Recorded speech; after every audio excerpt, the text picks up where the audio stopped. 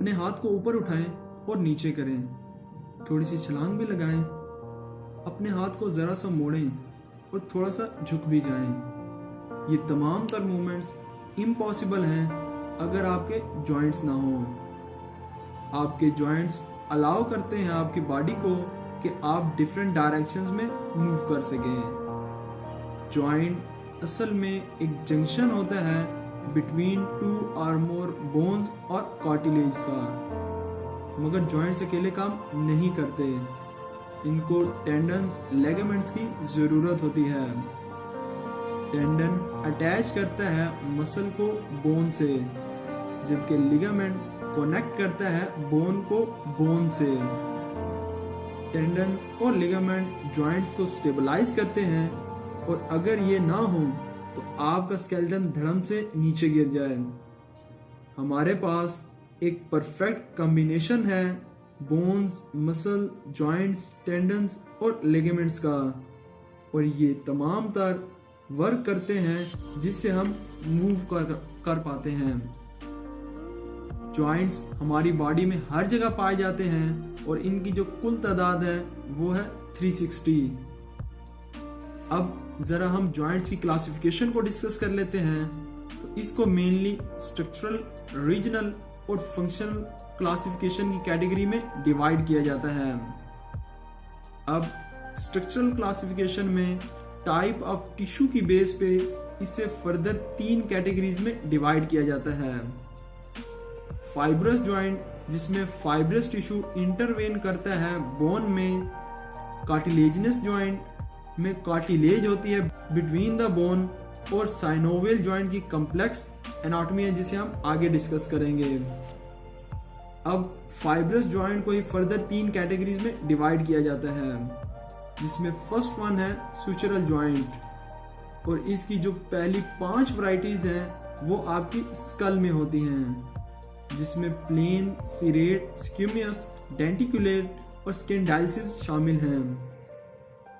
सेंडस्मोसिस fibrous joint की दूसरी type है, और सेंडस्मोसिस ग्रीक लैंग्वेज में लिगामेंट को ही कहा जाता है, और इसमें बोन एक दूसरे से थ्रू इंटरओसियस लिगामेंट के थ्रू जुड़ी होती हैं। ये टोटली नॉन मूवेबल होता है।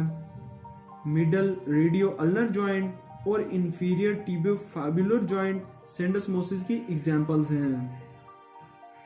गम्फोसिस थर्ड टाइप है फाइब्रस जॉइंट की, और ये आपके दांत में होती है, जिसमें आपका दांत एक सॉकेट में थ्रू पीरियोडेंटल लिगामेंट के थ्रू जुड़ा होता है।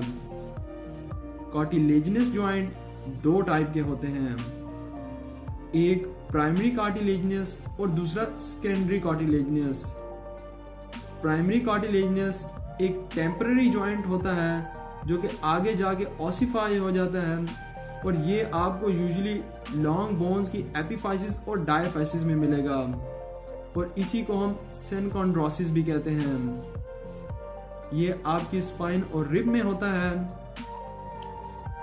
सेकेंडरी कार्टिलेजिनस जॉइंट को सिम्फाइसिस भी कहा जाता है, और ये यूजुअली आपकी प्यूबिक सिम्फिसिस में होते हैं। साइनोवियल जॉइंट हाईली इवॉल्व और फ्रीली मूवेबल जॉइंट है। ये प्लेन भी होते हैं, यूनिएक्सियल भी, बाईएक्सियल भी और मल्टी एक्सियल भी। प्लेन साइनोवियल जॉइंट, जिसे ग्लाइडिंग जॉइंट भी कहा जाता है, ये आपको आपके हाथ की इंटरकार्पल और पाँव की इंटरटॉर्सल जॉइंट्स में मिलेगा। यूनिएक्सियल जॉइंट को हम फर्दर डिवाइड करते हैं इनटू हिंग एंड पिवट जॉइंट। आपकी एल्बो और एंकल जॉइंट्स आपके हिंग जॉइंट हैं, जबकि सुपीरियर और इंफीरियर रेडियो अल्नर जॉइंट और मीडियन एटलंटल एक्सियल जॉइंट एग्जांपल हैं पिवट जॉइंट्स की।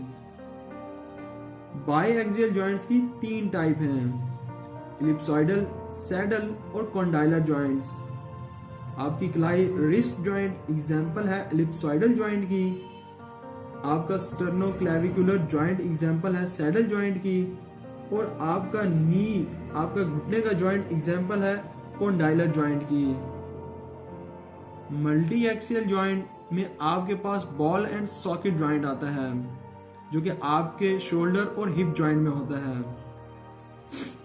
अब यहां तक तो था सारे की सारी स्ट्रक्चरल क्लासिफिकेशन। अब आगे है फंक्शनल क्लासिफिकेशन, जो कि 3 टाइप्स की है। सेनॉर्थ्रोसिस, जो कि बिल्कुल इमूवेबल होते हैं और ये यूजुअली आपके स्कल में होते हैं।